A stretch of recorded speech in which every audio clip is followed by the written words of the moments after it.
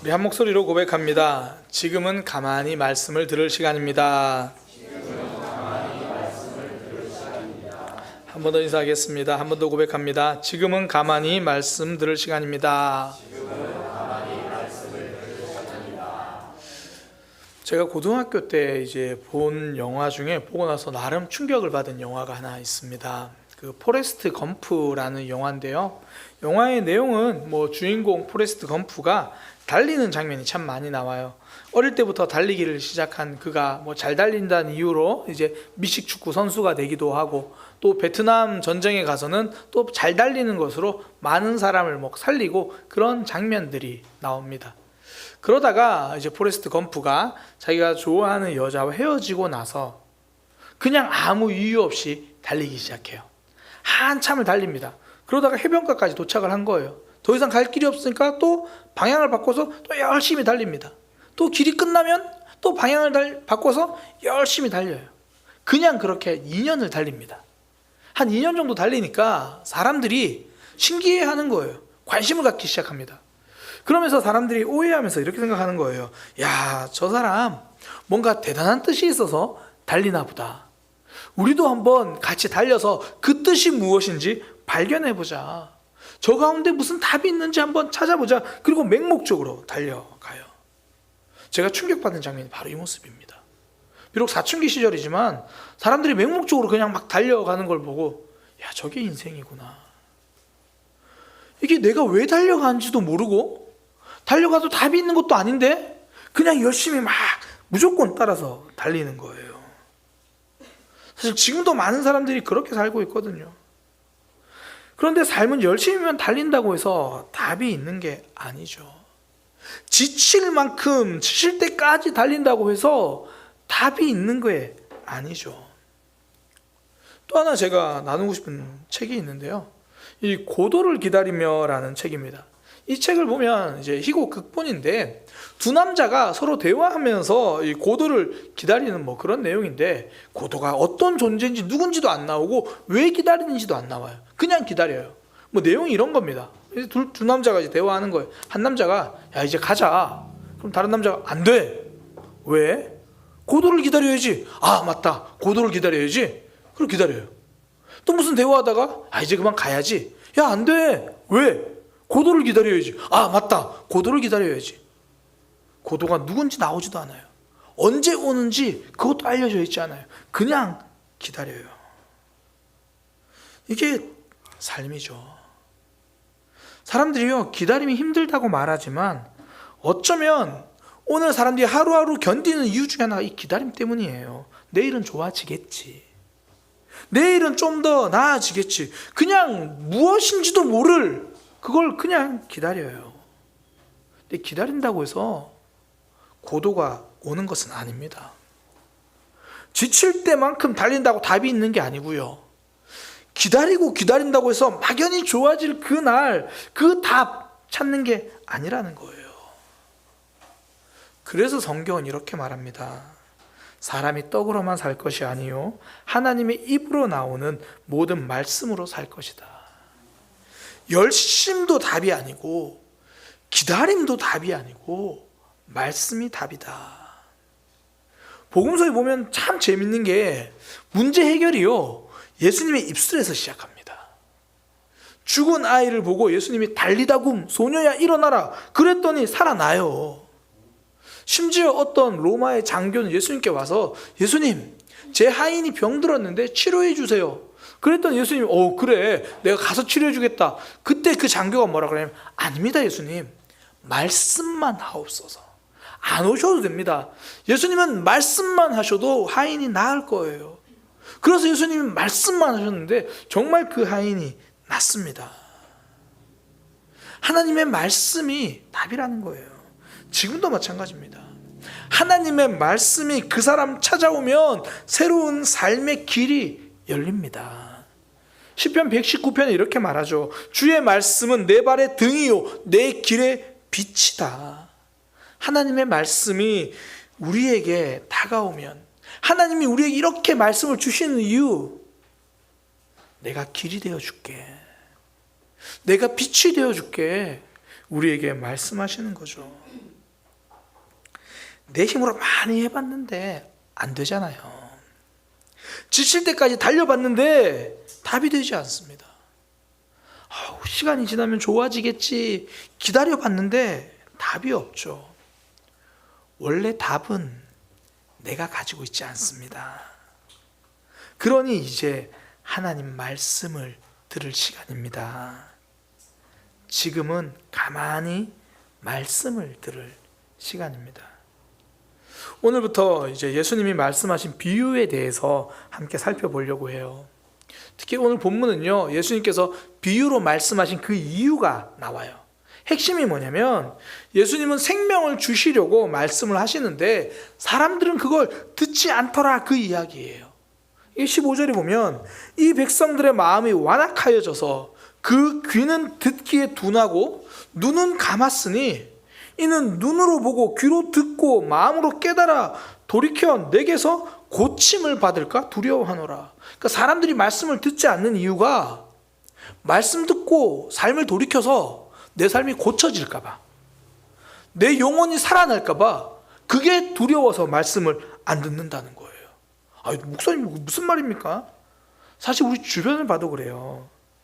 답을 향해 나오는 삶이 있는가 하면 답을 피해서 요리조리 외면하며 도망가는 삶이 정말 많아요.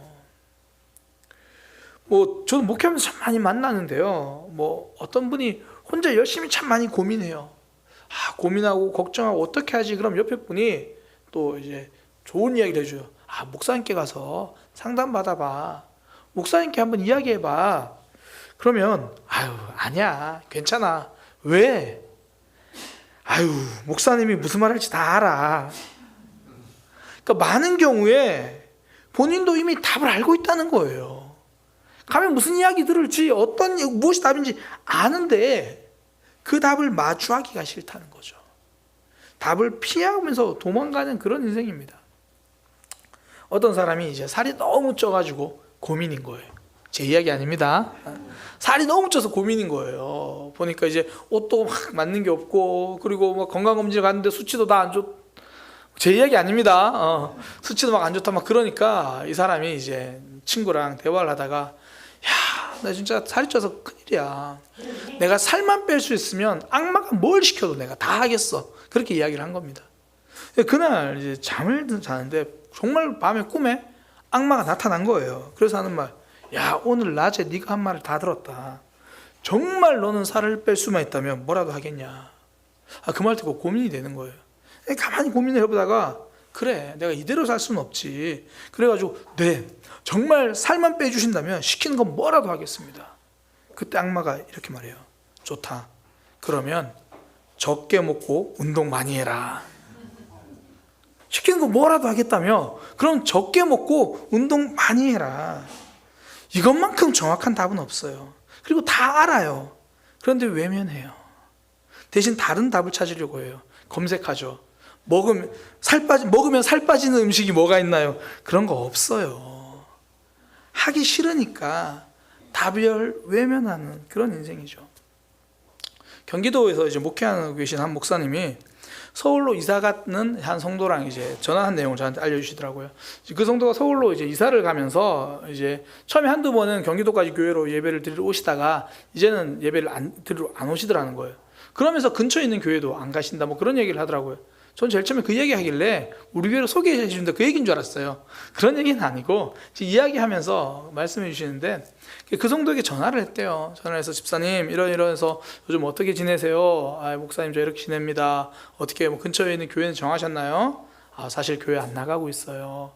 이제 그러면서 이런저런 대화를 이제 했죠. 그러면서 목사님이 이제 그렇게 이야기한 거예요. 그럼 집사님 하나님께 기도해 보세요. 기도해 보세요. 그랬다니까 그분이 이렇게 말하는 거예요. 아니요, 기도 못 하겠어요. 왜요? 무슨 일이 있으세요? 기도하면 하나님이 무슨 말씀하실지 아니까요. 기도해 보세요. 기도 못 하겠어요. 왜요? 기도하면 하나님이 무슨 말씀하실지 아니까요. 말 그대로 고침받는 게 두려운 거예요. 새로운 생명길보다 익숙한 사망의 길에 그냥 머물러 있겠다는 거죠. 말씀을 깨달아 돌이켜 고침받을까 두려워함이라. 그런데 이 말씀 속에 우리를 향한 하나님의 마음이 들어있어요. 우리에게 말씀을 주신 이유가 우리의 삶을 고쳐주시려는 거라는 거예요. 우리의 영혼을 고쳐주시는 것. 이게 성경의 핵심입니다. 내 삶과 내 인생을 고쳐주시려는 그 하나님, 내 힘으로 할 수 없는 내 인생의 근본적인 문제를 하나님께서 이루어내신다는 거죠. 예수님을 경험한 이들을 보면요, 전부 스스로 할 수 없는 문제를 가진 이들이었어요. 병든 딸을 가진 어머니, 태어날 때부터 앞을 보지 못했던 사람, 전부 내 힘으로 할 수 없었던 일 하나님께서 이루어 주시거든요. 예수님의 제자들도 그래요. 배를 타고 가는데 풍랑이 일어서 배가 부서질 것 같을 때 그들 스스로 그 문제 해결할 수 없으니까 그때 예수님의 말씀으로 해결됩니다. 폭풍아 잠잠하라. 우리의 삶에도 이런 폭풍이 얼마나 많습니까? 내 힘으로 안 되는 그런 폭풍들, 기다려도 안 되고 지칠 때까지 달려도 안 되는 그런 일들, 그때 하나님은 우리에게 말씀을 주십니다. 그렇게 말씀을 주실 때에 피하고 외면하는 삶이 아니라 말씀을 듣고 살아나는 삶이 되기를 소망합니다. 그러면 어떻게 답을 피하고 외면하는 삶이 아니라 답을 듣고 살아나는 인생이 될 수 있는가? 오늘 본문의 제자들의 모습을 통해서 좀 함께 살펴보려고 해요. 첫 번째는 질문하는 마음이고요. 두 번째는 소망하는 마음입니다. 첫 번째는 질문하는 마음입니다. 오늘 본문에는 예수님 앞에서 이제 말씀을 듣는 제자들과 그 말씀을 외면하는 그들이 나와요. 10절에 보니까 제자들이 예수께 나와 이르되 어찌하여 그들에게 비유로 말씀하시나이까. 그때 예수님이 하신 말씀, 천국 비밀을 아는 것이 너희에게는 허락되었으나 그들에게는 아니다. 여기까지만 보면 그들이 막 너무 말씀을 듣고 싶은데 말씀을 통해서 막 새로워지고 싶은데 예수님이 야 너희는 이거 허락되지 않은 거야, 너희는 함부로 들으면 안 돼, 뭐 이런 뉘앙스처럼 느껴져요. 그런데 뒤에 보면 정확한 원인이 나오죠. 앞서 말씀드린 것처럼 완악함이에요. 그들이 완악해서 예수님이 말씀하셔도 듣지 않는다는 거예요. 그게 그들이에요. 그런데 오늘 본문에 보면 그들과 대조된 게 너희 제자들입니다. 그러니까 그들은 천국 비밀을 모르지만 제자들인 너희는 알 수 있다는 거예요. 근데 제자들의 모습을 보면 그게 어떤 차이인지, 그 완악함의 반대가 무엇인지를 드러나요. 뭐냐면 제자들은 예수님께 궁금한 게 있으면 질문해요. 오늘 본문도 질문해요. 무슨 이야기냐면 예수님께 답을 들으려고 해요. 예수님께 질문하면 예수님이 대답해 주신다. 이게 질문하는 마음이죠. 예수님께 답이 있다라는 거예요. 성경에 보면 예수님께 질문한 사람들이 크게 두 부류로 나옵니다. 어떤 이들은 예수님을 함정에 빠뜨리려고 질문해요. 사실 형태는 질문이지만 본질은 도전이죠. 그러니까 듣고 싶은 게 있는 게 아니라 하고 싶은 말이 있는 거예요. 이건 듣겠다는 게 아니라 말하겠다는 거잖아요. 가끔 주변에 기독교를 정말 싫어하고 반대하는 사람들이 가끔 성경이나 이 신앙에 대해서 질문을 해요. 이건 궁금해서 들으려는 게 아니죠. 반박하는 말을 하려고 준비한 거예요. 이건 질문이 아니라 도전이죠. 듣기가 아니라 말하기입니다. 이런 사람들한테 무슨 말을 해도 듣지 않아요. 그러니까 아무리 질문해도 사실 질문이 아니니까 이건 답을 찾지 못하죠. 반면에 진짜 궁금해서 질문하던 사람들이 나와요. 예를 들어 오늘 본문의 제자들처럼 예수님 왜 비유로 말씀하시나요? 궁금해서 질문해요. 그럼 대답해 주세요. 어떨 때는 제자들이 궁금하지만 잘못된 질문을 하기도 해요. 예수님, 이 사람 맹인인데 앞을 보지 못하는데 누구 죄 때문에 앞을 보지 못하나요? 잘못된 질문을 해요. 그런데도 예수님은 대답을 잘 해주세요. 정확하게 해주십니다.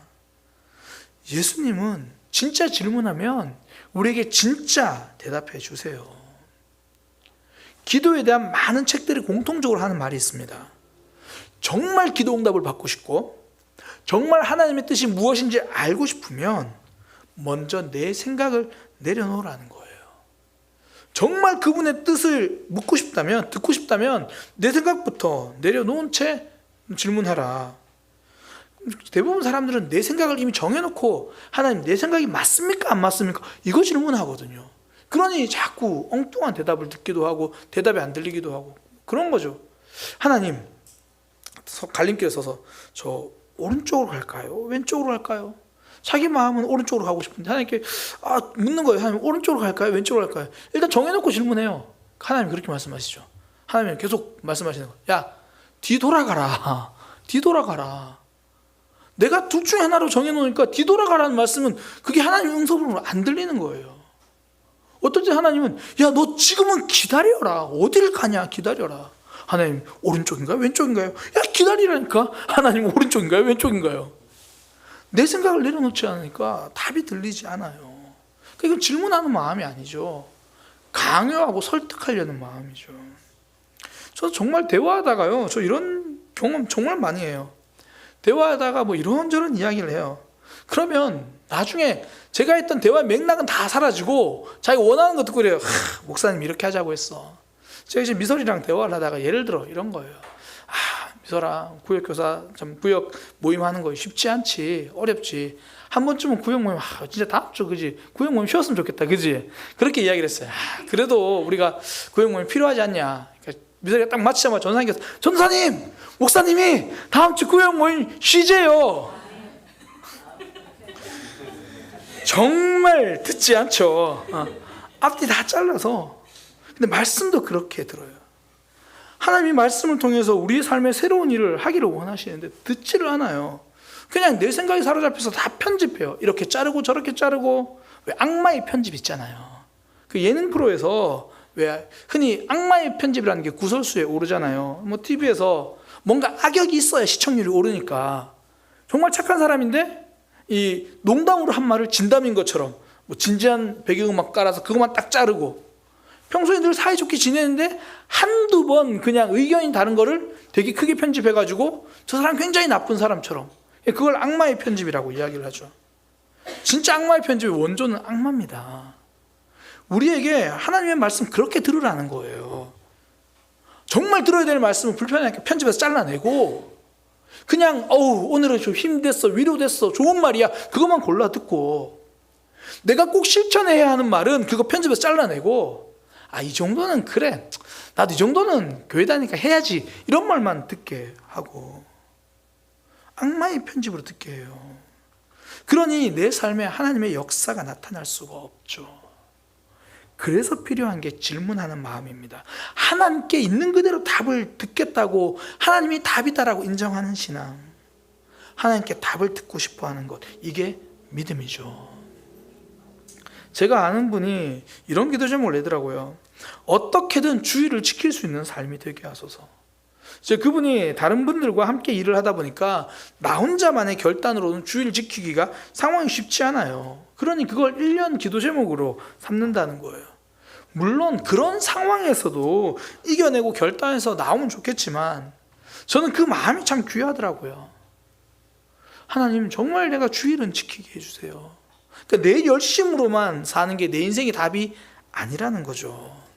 하나님 붙들고 사는 게 내 인생의 답이다라는 거예요. 저는 그 말 속에 들어있는 그 마음, 하나님께 답이 있다는 그 마음, 그러니까 우리가 예배를 드리려고 하잖아요.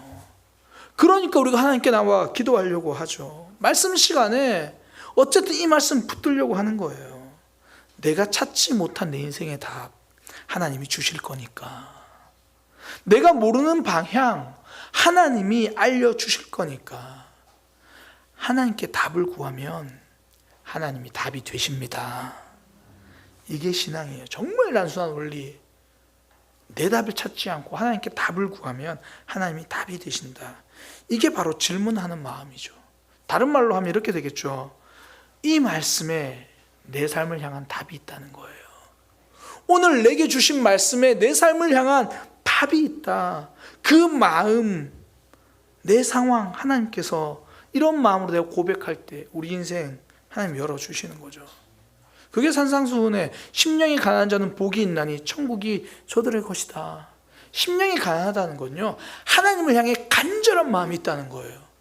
오늘 본문 메시지로 이야기한다면 말씀을 향한 간절한 마음이 있다는 거예요. 내가 이 말씀을 향한 간절한 마음이 있으니까 그 사람의 삶 가운데 하나님 나라가 임한다는 거죠. 그때 우리 인생 살아납니다. 새로워지는 거예요. 어쩌면 여기 많은 분들 지칠 때만큼 달려도 보았을 거고, 어쩌면 지금 기다릴 만큼 기다려 보았을 거예요. 이제는 가만히 말씀을 들을 시간입니다. 다른 곳이 아니라 하나님 앞에서 말씀을 듣는 그 시간. 정말 하나님께 듣겠다는 그 질문하는 마음 있잖아요. 여기가 답이 있다. 그 마음으로 살아갈 때 하나님이 답을 주십니다. 인생이 열리는 거예요. 두 번째, 말씀 듣고 살아나는 삶이 되기 위해서 필요한 것, 소망하는 마음입니다. 예수님이 제자들에게 이제 말씀을 듣지 않는 그들에 대한 말씀도 하셨지만, 반면에 듣고 싶어도 듣지 못했던 이들에 대한 이야기도 하십니다. 이게 17절인데요. 내가 진실로, 강조하시는 거죠. 내가 진실로 너희에게 이르노니 많은 선지자와 의인이 너희가 보는 것을 보고자 하여도 보지 못했고, 너희가 듣는 것을 듣고자 하여도 듣지 못했다. 그러니까 구약에 수많은 선지자들이 예수님에 대해 예언을 했습니다. 그리고 예수님이 오시면 정말 회복될 거야. 예수님이 오시면 정말 생명력 있는 삶이 시작될 거야. 예언은 했는데 그들은 보지를 못하죠. 그러니까 그들은 도대체 메시아가 오는 그때는 언제일까? 그러면서 막 소망하면서, 그런 글들이 예언서에 진짜 많잖아요. 사막에 길이 나고, 정말 독사굴에 어린이가 손목 장난쳐도 물지 않고 사자와 어린이와 함께 뛰어노는, 도대체 그런 하나님 나라는 어떤 나라일까? 그런 기대감이 있는데 정작 경험해보지는 못하는 거죠. 너희가 지금 듣고 있는 시간이 그런 시간이야. 너희가 누리고 있는 시간이 지금 그런 시간이야. 만약에 그들이 예수님이 말씀 전하시는 그 순간에 왔는데, 바리새인들과 서기관들이 막 이렇게 팔짱 끼고 예수님 말씀 비판하고 있고, 제대로 듣지도 않고 꾸벅꾸벅 졸고 있고, 찔리는 사람 빨리 정신 차리세요. 꾸벅꾸벅 졸고 있고, 그럼 이럴 거예요. 우리는 얼마나 말씀을 듣고 싶어도 못 듣는데 너희 지금 뭐 하는 거냐? 이럴 수 있는 거예요. 왜요? 그들은 이 말씀의 가치를 아니까, 이 말씀이 얼마나 귀한 걸 아니까. 2015년도 일인데요. 제가 이제 부교육자 10년 차 딱 시작할 때 그때 일입니다. 제가 이제 부산 교회에 있을 때, 그 부산 교회에서 지방회 담임 목사님, 지방의 목사님들이 세미나가 있었습니다. 이제 지방에서 한 세미나인데, 부산 교회가 이제 교회 건물이 크고 여러 장소들이 있다 보니까 그 장소에서 이제 세미나를 한 거예요. 그 보통 주중에 교회에서 세미나가 있으면 이 부교육자들이 다 준비하죠. 강의실 세팅도 하고, 뒤에 음향도 점검하고, 컴퓨터 화면도 준비하고, 이제 그렇게 세팅하고 사무실로 가려고 하니까, 세팅만 해놓고 이제 사무실로 가려고 하니까 담임 목사님이 오늘 설교에 대한 좋은 세미나니까 부목사들도 이렇게 와서 세미나 같이 들어. 얼마나 감사해요. 그죠? 좋은 세미나라고 들으라고 해주시고, 정말 기쁘고 감사한 마음이 들면 좋은데, 뭘 또 그런 걸 또 들으라고, 그냥 세팅만 해놓고 딱 사무실에 가면 좋겠는데, 사실 당시에요. 지금 생각하면 너무 부끄러운데, 저는 그 당시에 나 정도면 설교 잘하는데 뭘 또 설교 세미나를 들어, 막 그런 근거 없는 자신감과 이 교만으로 가득 차 있었어요. 그러니까 이제 담임 목사님이 이렇게 들으라고 하니까, 목사님 말씀 때문에 또 뒤에서 앉아 있는데, 그것도 제일 뒤에 앉았어요. 지금 딱 전사님 앉아 계신 저 자리에, 저쯤에 제일 뒤에 앉아가지고 있는데 강의가 들리지 않죠. 집중도 안 되고. 그렇게 첫 번째 시간 가고, 두 번째 시간 가고, 점점 시간이 흐르면서 제가 자세를 고쳐 앉게 되더라고요. 그러면서 그 강의를 들으면서 계속 내가 그동안 10년 동안 얼마나 설교에 대해서 잘못 생각하고 있었고 잘못 준비하고 있었는지를 깨닫게 된 거예요. 그동안 제가 생각하고 있던 설교는 말씀을 잘 전해주면 된다고 생각했어요. 본문의 배경을 잘 설명해주고, 원어를 잘 풀어주고, 무슨 말인지 잘 설명해주는 게 그게 좋은 설교라고 생각을 했어요. 근데 그분이 하시는 말씀이, 그건 성경 공부다. 설교는 이 말씀이 성도들의 삶에 어떤 의미가 있는지를 전하는 거고, 성경 내용만 가르치는 게 아니라 그 속에 있는 하나님의 말씀을 잘 전달하는 거다. 그러니까 그분이 하시는 말씀이 그거예요. 설교자가 책상 위에서 준비해야 되는 게 있다. 원어 연구하고 배경 연구하고 다 해라. 그건 책상 위에서 하는 거다. 강단 위에서 전해야 하는 말씀은 따로 있다. 연구는 책상에서 하고 어떻게 전달할 것인가 그거 고민하는 거, 그게 설교다. 전 충격이었어요. 그동안 제가 잘못 생각하고 있어서 얼마나 무례하게 설교를 해왔는가, 그러니까 얼마나 설익은 메시지를 이건 좋은 거야 그러면서 전해왔는가, 너무 부끄럽더라고요.